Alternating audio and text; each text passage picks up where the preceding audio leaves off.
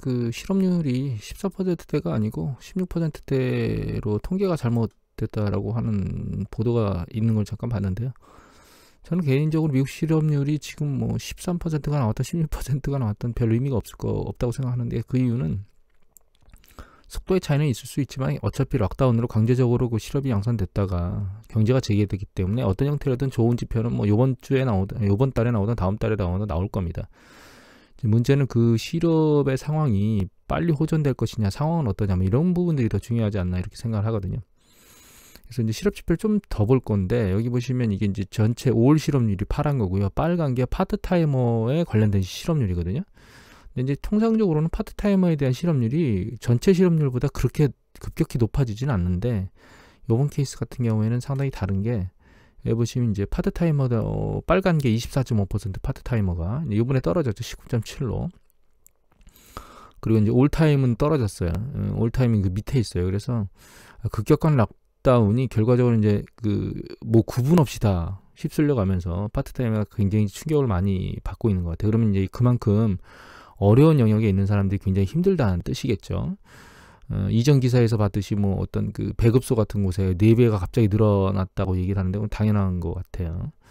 또 한 가지 이제 더 보면, 이거는 뭐냐면 파란 거는 경제적인 이유 때문에 파트타이머를 지금 하고 있는 사람이고, 그 다음에 이제 빨간 거는 원래 보통 그냥 파트타이머에 일을 하는 고용된 사람들의 숫자거든요. 그래서 잘 보시면 이제 빨간 게 원래 파트타이머를 일을 하는 사람인데 갑자기 뚝 떨어졌죠. 락다운 때문에. 그런데 경제적 이유로 파트타이머에 고용돼서 일하는 사람이 급격하게 늘었어요. 확. 그러니까 이거는 뭘 의미하는 거죠? 대규모로 파트타이머에서 해고됐는데도 불구하고 많은 사람들은 그걸 얻기 위해서 막 열심히 달려가고 있다는 뜻입니다. 그러니까 경제 상황이 굉장히 녹록지 않다고 하는 것들을 보여주는 거고요. 중요한 것은 이제 이 부분은 그게 나왔을 수도 있어요. 예를 들면 실업수당이 굉장히 좋아서 급여보다 더 낫다고 얘기들이 있었죠. 그런 관점에서 이제 그 파트타이머에 안 가고 돌아가지 않고 있는 사람들도 있고, 아니야 나 그냥 파트타이머로 또 해야 돼, 추가로 돈을 더 뭔가를 해야 돼, 그리고 실업수당을 제대로 못 받는 사람들이 있다고, 지금 지원의 70% 정도는 실업수당을 제대로 못 받고 있다는 기사도 제가 봤거든요. 이제 그런 사람들은 어쩔 수 없이 이제 파트타임을 찾아야 되겠죠. 경제 상황은 녹록치 않은 것 같고, 이제 문제는 일자리인데, 일자리 수가 여기 보시면 추세가 이제 제일 위에 있는 게 일자리 수거든요. 근데 이 데이터는 이게 너무 늦어요. 이게 지금 3월 말 데이터거든요. 그러니까 3월 말까지 확정된 걸 보여주기 때문에 이제 늦긴 하지만, 그래도 잡 오프닝, 그러니까 일자리 수 늘어나는 거는 이제 감소 추세로 계속 가고 있었고, 추세가 이미 꺾였습니다. 작년, 그러니까 2019년도부터 정점에서 이제 일자리 수는 줄고 있었어요. 그런데 중요한 건 이제 일자리 수가 고용되는 숫자보다 갭이 굉장히 많아서, 그러니까 고용하고자 하는 사람들이 일자리를 많이 내놓는데 실제로 고용되는 숫자는 그보다 적었기 때문에, 이게 그 일자리와 일자리를 찾는 사람의 갭이 컸다는 얘기죠, 사실은. 그리고 이걸 좀 더 자세히 들여다보면, 사실 여기 잘 보시면 이제 대부분이, 여기 보시면 요 시기 이제 2019년도 상반기를 지난 다음부터 일자리 수가 계속 줄었었어요. 그리고 근데 이제 2020년 들어서 보면 2019년 바닥을 치고 탕탕 빠르게 올라간 요 섹터가 있거든요. 이 섹터가 어디냐면 이게 건축이에요, 건축. 그래서 제가 여러분들한테 가끔 지표 분석할 때 주택 관련된 지표들, 주택 가격 관련된 지표들을 계속 보는 이유가, 사실은 그러니까 미국은 이미 2019년도 중반부터 일자리 숫자들이 줄기 시작했고, 전체적인 어떤 산업 섹터가 약간씩 밑으로 떨어지고 있었는데, 2019년도 후반부터 투자 중에서 그 주택 투자 쪽이 다시 영역이 살아나기 시작했거든요. 그러면서 이제 뭐 경제적인 활력도 주택 시장에서, 건설 시장에서 만들어지고, 고용도 건설 시장에서 만들어졌는데, 이번에 코로나 사태로 인해서 건설 시장이 한번 타격을 받아서 그 추세가 어떻게 움직이고 있는가를 계속 쳐다보는 겁니다. 사실 그건 이제 주택 가격에 대한 문제도 있고, 이 일자리에 대한 문제도 같이 있거든요. 근데 일반적으로는 일자리 숫자는 보시면 한번 줄기 시작하면, 테이블 말고 추세로 보면 한번 감소하기 시작하면 계속 감소하는 게 일자리 추세예요. 보시면 이렇게 계속 감소하거든요, 추세가. 그래서 일단 이제 일자리 수는 추세적으로 감소하고 있고, 향후에 일자리가 늘어나겠다, 저는 개인적으로는 그 생각을 잘 안 하는 이유가, 여기 보시면 이미 이제 저희 S&P 글로벌에서 이제 보여드린 게 있잖아요.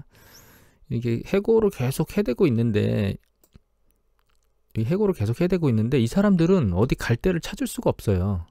왜냐하면 이 사람이 이쪽에 있는 일자리에 있는 사람들이 동일한 업종으로 이동을 못 하잖아요. 왜냐하면 그쪽에 업종에 있던 사람들도 해고가 된 상태에서 100% 고용이 될지 안 될지 모르는 상황에 이런 새로운 사람을 뽑을 수가 없는 상황이거든요. 지금은 단기적으로는 이제 새로운 일자리가 만들어지지, 그러니까 새로운 기업이 만들어지기 전까지 과연 그런 일자리가 늘어나겠느냐에 대한 부분 하나 하고, 두 번째는 현재 경영이 쉽지 않은 상황에서 그냥 그 추가적인 고용을 하겠느냐라고 하는 부분을 놓고 보면 사실 개인적으로는 어렵다고 생각합니다. 사실. 그리고 또 한 가지는 이제 이런 문제가 있어요. 이건 뉴스 프리존이라고 하는 곳에 나온 기사인데, AMC라고 하는 미국의 최대 영화관이, 우리가 지금 영화관을 잘 안 가잖아요. 넷플릭스나 이런 것들 내부에서 보지.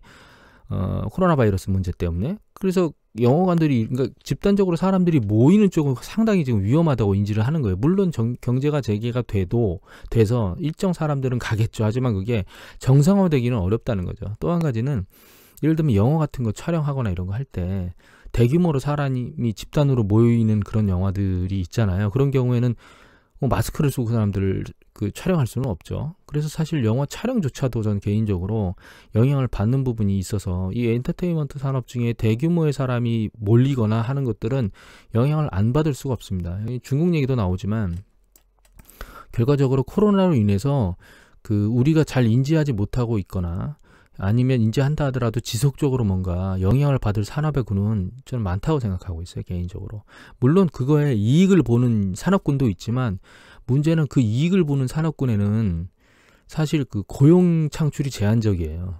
저희가 이제 인터넷 주문이나 이런 것들을 하는 것들은 사실 그게 추가적으로 고용을 급격히 늘려야 될 이유는 없거든요. 물론 쿠팡에서 사람들 배송 인력을 늘리거나 이런 것들을 하지만 그거는 일단 첫 번째 질이 안 좋은 인력들이 늘어나는 거고, 인터넷에서 뭐 서버 대응이나 아니면 기술적 프로그래밍 소프트웨어 대응은 사실 많은 고용이 필요 없거든요. 그래서 결과적으로는 지금 코로나 사태 이후에 고용 측면이 더 안 좋아지고 있다라고 하는 생각을 안 할 수가 없습니다. 사실 개인적으로.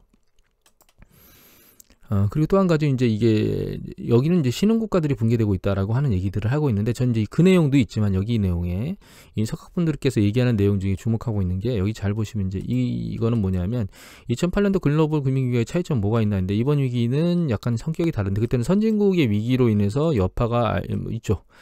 남유럽 쪽으로 번졌고요. 북유럽하고 남유럽 쪽으로. 그리고 그 당시에는 신흥국의 대외 부채는 많지 않았는데 지금은 상황이 다르다는 거예요. 또 한 가지는 1930년대 대공황하고 비슷한 형태로 진행되고 있는 게 뭐냐면 이 원자재 가격이 하락하고 있다는 거예요. 여기 보면 차트를 보여드리면 이 글로벌 금융, 그러니까 터지기 전에, 대공황 터지기 전에 원자재 가격이 점진적으로 내려오다가 대공황 터지면서 폭락했거든요. 원자재 가격이 거의 한 40% 이상 폭락했습니다. 근데 지금 어떻게 움직이고 있느냐? 지금 이제 상승세를 멈추고 유가 때문에 하락하고 있죠. 이건 유가만 반영된 게 아닙니다. 왜냐하면 생산자 물가지수, 전체 원자재의 생산자 물가지수 가격의 움직임이기 때문에, 이거 원자재 이외에 다른 원자재까지, 석유 이외에 다른 원자재까지 포함된 거기 때문에 전체 원자재 가격에 지금 영향을 받고 있고, 이게 지금 바닥인지 아닌지 알 수가 없어요. 사실은.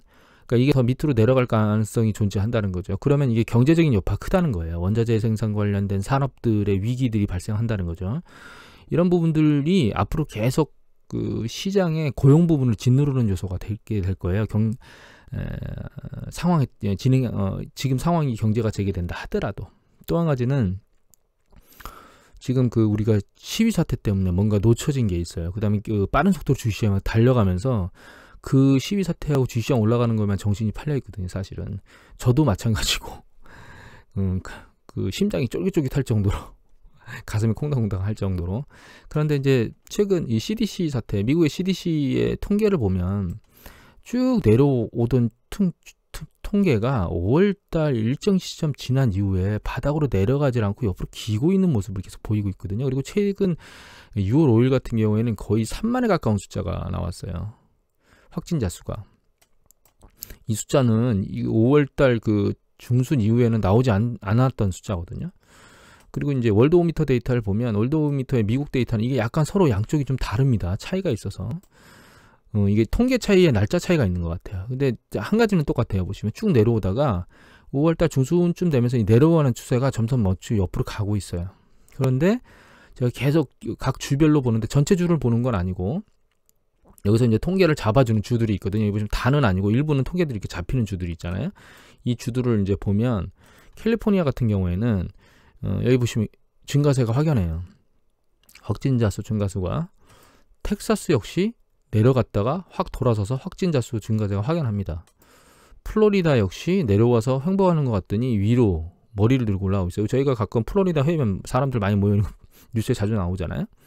근데 워싱턴 같은 경우에도 이제 내려왔다가 아직은 꾸물꾸물하고 있지만 약간 위쪽으로 올라가고 있는 게 아닌가라고 하는 게 보이고, 루이지아나도 역시 내려왔다가 굉장히 바닥까지 붙었었는데 여기 보면 이제 바닥으로 떨어지지 않고 일정 수준에서 기고 있잖아요.